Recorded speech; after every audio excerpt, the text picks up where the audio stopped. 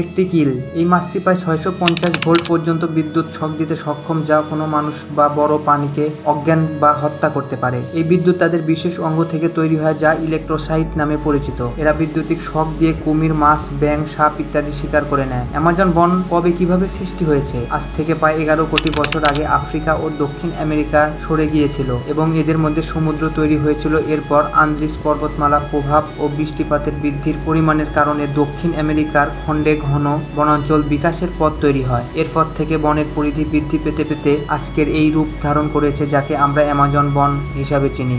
Amazon বনের ভেতর দিয়ে বয়ে গেছে অ্যামাজন নদী। দৈর্ঘ্যের মানদণ্ডে এটা পৃথিবীর দ্বিতীয় বৃহত্তম এবং জল প্রবাহের পরিমাণের দিক থেকে এটি পৃথিবীর বৃহত্তম নদী। এর দৈর্ঘ্য প্রায় 6500 কিলোমিটার।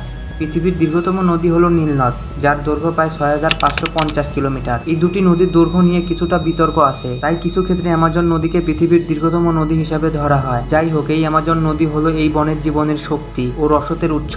এই নদীতে অনেক বেশি শাখা প্রশাখা আছে।